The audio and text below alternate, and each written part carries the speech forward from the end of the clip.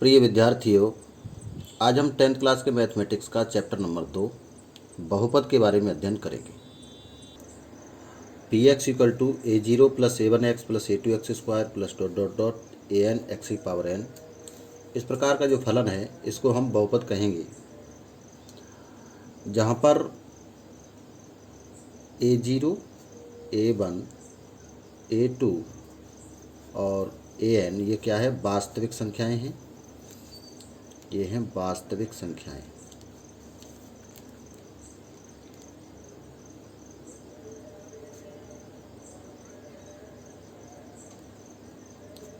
इनको कहेंगे वास्तविक संख्याएं। और जो ये पी एक्स है, वास्तविक संख्याओं पर x में बहुपद कहा जाएगा। इस पी एक्स को वास्तविक संख्याओं पर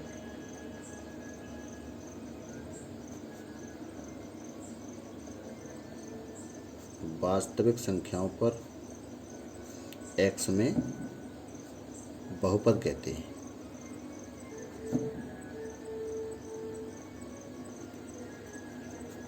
यहाँ पर जो n है ये है ऋणेतर पूर्णांक। n क्या है? n इक्वल टू ऋणेतर पूर्णांक। और ऋणेतर पूर्णांक का मतलब है n का मान 0, 1, 2, 3, 4 इस प्रकार का होगा। और ये a1, a0, a1, a2, an इनको हम बहुपद के गुणांक कहते हैं। इनको क्या कहेंगे? बहुपद के गुणांक। अब कुछ बहुपद के एग्जाम्पल यहाँ पर देख लेते हैं। जैसे हमारे पास लिखा है P X equal to X square plus 2x plus 3, तो ये बहुपद है। बहुपद के लिए सबसे महत्वपूर्ण बात यह है कि n का मान देखेंगे, यानी x की घात देखेंगे। x की घात अगर ऋणेतर पूर्णांक है तो फिर वो बहुपद है।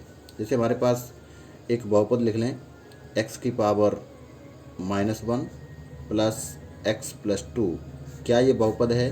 तो ये बहुपद नहीं है, क्योंकि यहाँ पर जो x की घात है वो ऋणेतर पूर्णांक नहीं है। ऋणेतर पूर्णांक का मतलब इनमें से घातें होनी चाहिए, 0, 1, 2, 3, 4, 5 इस प्रकार की घातें होंगी तो उसको हम बहुपद कहेंगे। x की घात माइनस की नहीं होनी चाहिए और 1/2 या 0.5 इस प्रकार की घातें नहीं होनी चाहिए। जैसे हम यहाँ लिख दें √x प्लस x की पावर 3/2 प्लस इस प्रकार लिखें इसको 2x। क्या ये बहुपद है? तो ये बहुपद नहीं होगा, क्योंकि इसकी x की जो घात है वो ऋणेतर पूर्णांक नहीं है। और अब समझते हैं कि बहुपद का जो मानक रूप होता है वो क्या होता है।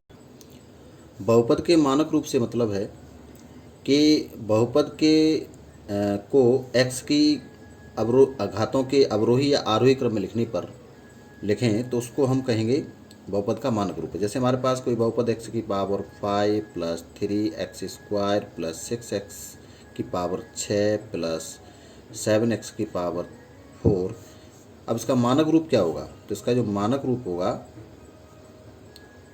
मानक रूप हो जाएगा इसका, या तो घातों के घटते क्रम में लिखें या घातों के बढ़ते क्रम में लिखें। तो 3x स्क्वायर प्लस 7x की power 4 plus x5 plus 6x की पावर 6, ये मानक रूप होगा। या इसको यहाँ से भी लिख सकते हैं 6x की पावर 6 प्लस x की पावर 5 प्लस 7x की पावर 4 प्लस 3x स्क्वायर, तो इसका मानक रूप होगा। x के घातों के अवरोही या आरोही क्रम में लिखने पर जो रूप हमें मिलता है उसको हम बहुपद का मानक रूप कहते हैं। अब समझते हैं एक पदी बहुपद, द्विपदी बहुपद और त्रिपदी बहुपद क्या होता है। एक पदी बहुपद का मतलब है अगर किसी बहुपद में केवल एक पद है तो उसे हम एक पदी बहुपद कहेंगे, जैसे 3x या केवल 4, तो ये एक पदी बहुपद है। ये भी एक पदी बहुपद है। द्विपदी बहुपद क्या है? जैसे कोई बहुपद में अगर दो पद हैं, जैसे 2x प्लस 3, ये आपका द्विपदी बहुपद है। 5x माइनस 4, ये द्विपदी बहुपद है। त्रिपद बहुपद में 3 पद होते हैं। 3 पद का मतलब है, जैसे यहाँ पर हमारे पास एक बहुपद ले लें, ax square plus bx plus c, ये आपका त्रिपद बहुपद, इसमें 3 पद हैं।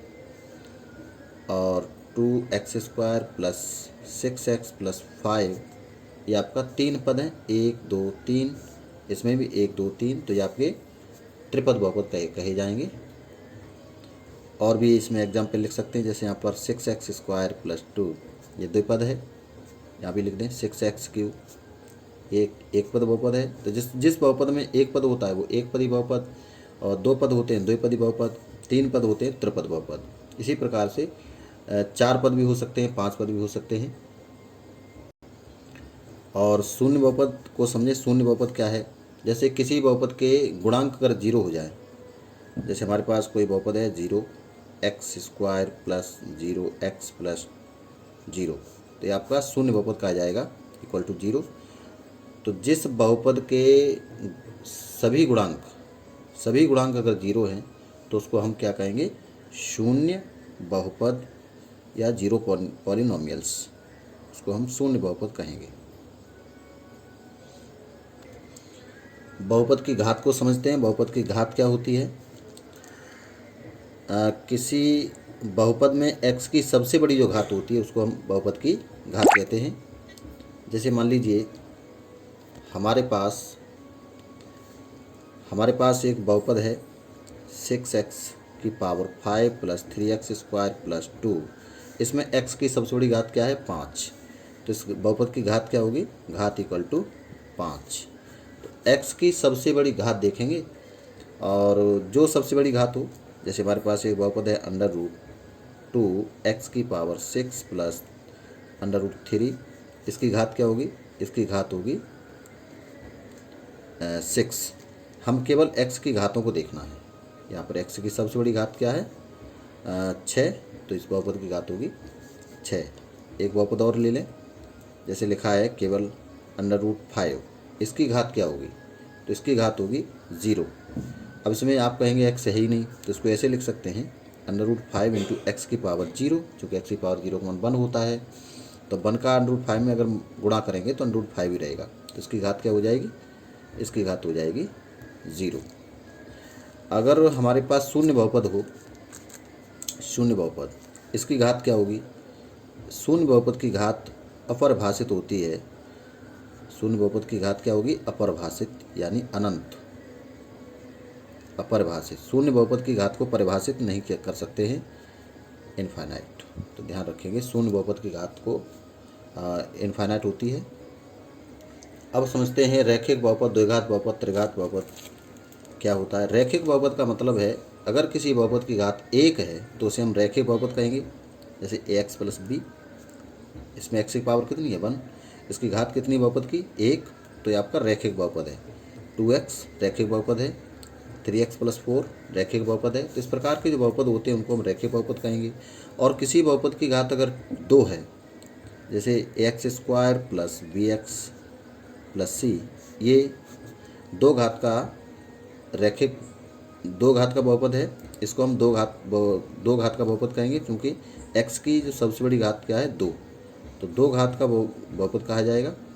जैसे 2x², ये भी 2 घात का बहुपद है।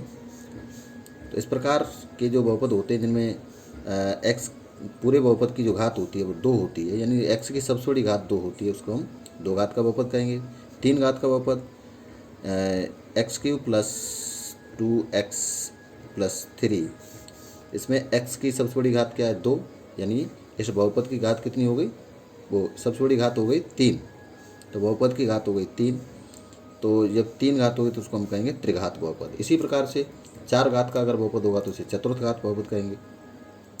x³ + 6x + 3, तो ये भी आपका 3 घात का बहुपद कहा जाएगा। चूँकि x की सबसे बड़ी घात 3 है तो उसको हम कहेंगे त्रिघात बहुपद। अब समझते हैं बहुपद का शून्यक क्या है। बहुपद का शून्यक का मतलब है जिस चर में बहुपद लिखा गया है उस चर के बेमान जिनको बहुपद में रखने पर बहुपद का मान 0 हो जाए तो उसे हम कहेंगे बहुपद का शून्यक। जैसे मान लीजिए हमारे पास एक बहुपद है x - 2, ये बहुपद है px मान लें से। इसमें अगर मैं x की जगह पर 2 लिख दूं, p2 2 लिख दें, तो 2 - 2 ये क्या हो गया? 0। इसका मतलब x = 2 x इक्वल टू 2 बहुपद का क्या है, शून्यक है, बहुपद का शून्यक है। तो x के वे मान जिनको बहुपद में प्रतिस्थापित करने पर यानी बहुपद में रखने पर अगर बहुपद का मान 0 हो जाता है तो उसे हम कहते हैं बहुपद का शून्यक।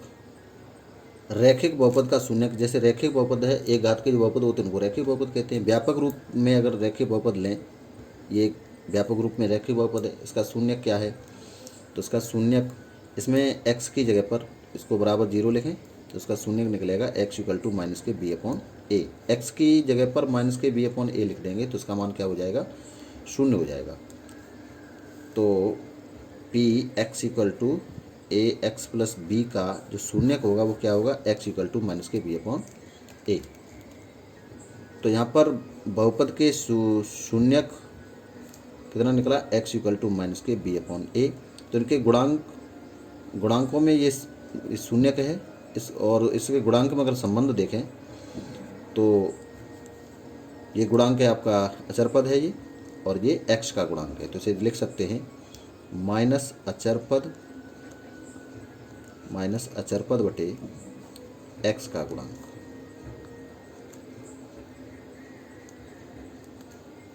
तो रैखिक बहुपद का शून्यक बराबर माइनस अचर पद बटे x का गुणांक। बहुपद के शून्यकों का ज्यामितीय अर्थ, तो ज्यामितीय अर्थ का मतलब है किसी बहुपद का अगर हम ग्राफ खींचें और ग्राफ x अक्ष को जितनी जगह काटता है, जितने x अक्ष को जितने बिंदुओं पर काटता है उतने ही बहुपद के शून्यक होते हैं।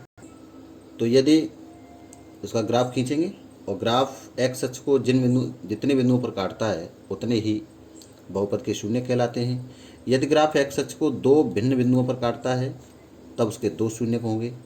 यदि ग्राफ x अक्ष को दो संपाती बिंदुओं पर काटता है तो उसका एक शून्यक होता है। और यदि ग्राफ x अक्ष को ऊपर या नीचे किसी बिंदु पर नहीं काटता है, x अक्ष को कहीं काटता ही नहीं है, तो उसका कोई शून्यक नहीं होगा, उसका शून्यक होंगे शून्य, मतलब कोई शून्यक नहीं होगा उसका। अब देखते हैं एक्सरसाइज 2.1 के क्वेश्चंस। किसी बहुपद px के लिए y इक्वल टू px का ग्राफ नीचे आकृति 2.10 में दिया है। प्रत्येक स्थिति में px के शून्यकों की संख्या बताइए।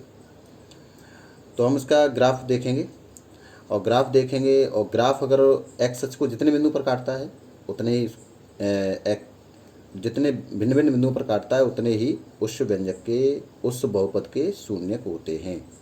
जैसे इसका ग्राफ देखें तो इसका ग्राफ ये आपका x अक्ष है और ये आपका y अक्ष है।